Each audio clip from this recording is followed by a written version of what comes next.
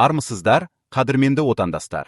Түркия қолдауымен Әзербайжан Ресейді, тоңқайтты. Ресей президенті Владимир Путин былтыр желтоқсанда Ақтауда құлаған Әзербайжан әуе компаниясының жолаушылар ұшағы апатына Мәскеу жауапты екенін мойындады. Кешірім сұрады және өтемақы төледі. Ол Ресейдің толық әрі бірнеше есе өтемақы төлейтінін айтты.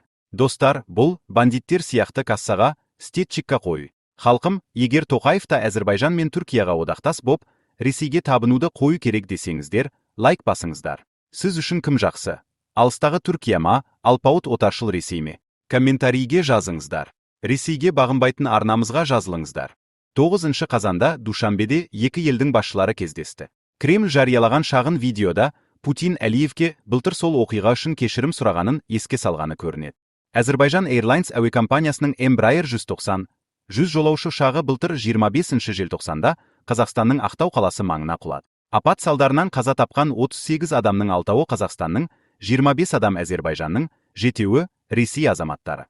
Бастапқыда апаттың себебі жөнінде түрлі долбар болды. Ұшаққа Ресей аумағында оқ атылған болуы мүмкін деген болжам айтылғанда, Қазақстанның ресми өкілдері мұны хайп қуу деп атап сын айтқан.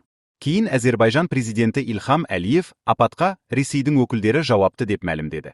Әлиев Ресейден кінәсін мойындауды және осы оқиғаға кінәлілерді жазалауды талап етті. Ресей президенті Владимир Путин Әзербайжан ұшағының апатқа ұшырауына байланысты кешірім сұрағанымен, жауапкершілікті мойнына алмаған еді. Ресей ұшақ апатына кінәні мойнына алмағаннан кейін Мәскеу мен Баку қарым-қатынасы суып кеткен еді. 9 қазанда Ресей басшысы ұшақ апатының себебін тек 2 күн бұрын білгенін айтты. Путиннің сөзінше, ресейлік жүйе 2 ракета жіберген, ол ұшақтан бірнеше метр жерде жарылған. Оның айтуынша, ұшаққа оның сынықтары тиген болуы мүмкін, оның бұл сөзінен Коммерсант үзінді келтірді. Путин өз сөзінде Ресей жағының өтемақы төлейтінін және лауазымды тұлғалардың әрекетіне құқықтық баға берілетінін айтты.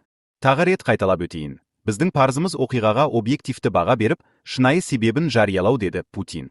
Әлиев Путинге сол сөзі үшін алғыс айтқан. Сіз тергеу барысын жеке қадағалап отырасыз, және бізде объективті қарайсыздар дегенге күмән болмаған, деді ол.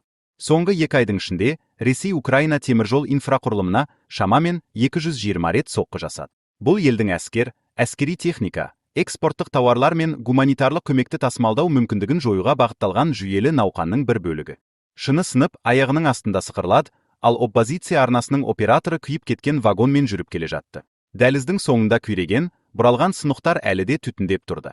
4 қазанда Ресейдің Украина солтүстігіндегі Шостка қаласында жолаушылар пойызына соққы жасауы, адамдардың қаза табуына, киратулар мен пойыз қозғалысының үзілуіне әкелген теміржол нысандарына бағытталған шабуылдар тізбегінің соңғысы болды.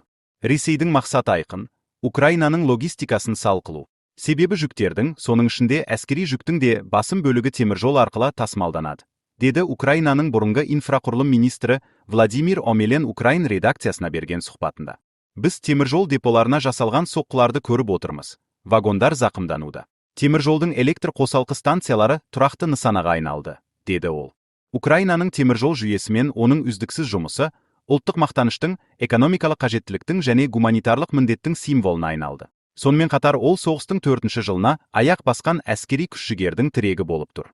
Ресейдің күн сайынғы дрон және зымыран соққыларына қарамастан, әскери техника мен әскерді, қираған өңірлерге гуманитарлық жүктерді, сондай-ақ бюджет кірісін қамтамасыз ететін астық пен басқа экспорттық тауарларды таситын пойыздар іс жүзінде тоқтаусыз қатынауда. Сарапшылардың есебі бойынша, соғыс қаупіне қарамастан, ел экономикасының 6065% әлі де теміржол тасымалына сүйеніп тұр. Әуе қатынасы мүмкін емес Украинада, тіпті әлемдік көшбасшылар да пойызбен жүреді. Бұл стратегиялық маңыздылық Ресей әскери басшылығының назарынан тыс қалған жоқ. Жүйелі науқан. Соғыстың алғашқы кезеңінде Украина теміржолдарына жаппай соққы жасалған жоқ. Сарапшылардың айтуынша, Ресей жылдам жеңіске жетеміз деп ойлап, негізгі инфрақұрылымды қиратып қажетсіз деп санаған. Дегенмен бұған дейінде теміржолдарға соққылар болған.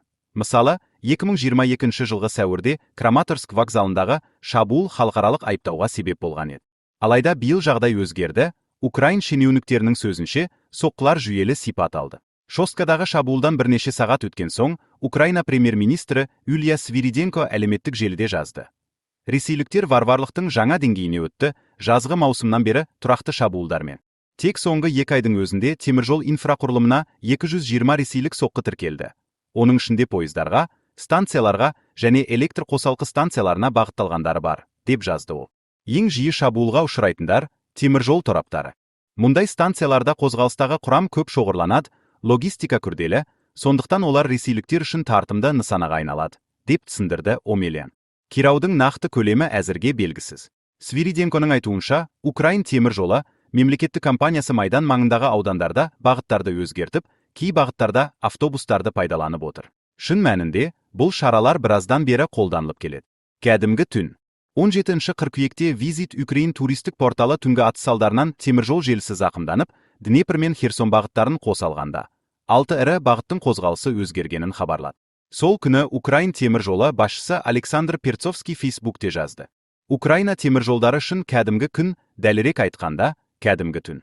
Ресей дронның соққысынан кейін Днепр бағытындағы желі зақымдалып, электр қуатынан айырылды. Резервтегі локомотивтер дайын, машинистер жолға шықты, кешігуді азайтып, әркімді діттеген жеріне жеткізу үшін. Деп қосты ол. Украина теміржол желісінің шамамен жартысы электрlендірілген. Бірақ жарық сөндірілген кезде электроваздар жұмыс істей алмайды. Ал дизель локомотивтерінің қоры шектеулі әрі ескі.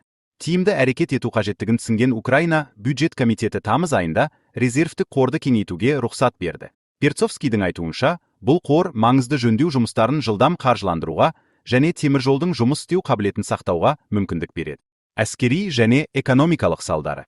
Ресейдің бұл шабуылдары әрі әскери, әрі экономикалық соққы болып отыр. Әскери техника Украинаға әкелініп, ел ішінде теміржол арқылы тасымалданады, әскери көліктер де солай. Шығыстағы ауыр шайқастар жүріп жатқан аймақтарда жолдар тозған. Сондықтан жабдық жеткізуде теміржолдың маңызы шешуші. Теміржолдар арқылы металл, темір рудасы мен астық батыс шекараға және оңтүстік порттарға жеткізіледі. Бұлар Украинаның экономикасы мен әскери күшін ұстап тұрған стратегиялық тауарлар. Бұл соққылар пойызбен жүруді қауіпті етті, қарапайым халық ішінде, Украинаны аралайтын батыс саясаткерлері ішінде. Бұл халықты үрейде ұстау тәсілі. Жолаушылар қозғалысының үзілуі мен қалаларға бағытталған соққылар елдегі тұрақсыздықты күшейтеді, деді Киевтегі көлік стратегиясы орталығының басшысы Сергей Вавк. Бір пойыз зақымданған немесе кестеден шықса, вәйеуж әсері болады. Басқа бағыттар да кешігеді. Өйткені қозғалыс кестесі пойыздардың бос тұрып қалмауына есептелген, деп түсіндірді ол. 8 қазанда Укрзалізница шабуылдардың салдары жалғасып жатқанын хабарлады. Жау соққылары көптеген пойыздардың кешігуіне, тоқтатылуына және бағыттарының өзгеруіне себеп болған. Бір күн бұрын Полтава облысының әскери әкімшілігі тура соққылар мен сынықтардың өрт пен ғимараттар мен вагондардың қирауына әкелгенін хабарлады. Достар, арнамызға жазылыңыздар. Украинаны қолдайсыз ба? Пікіріңізді ортаға салыңыз. Ресейдің өтірігіне сенбей, біздей шынайы, қазақшыл арналарды бақылап жүріңіздер.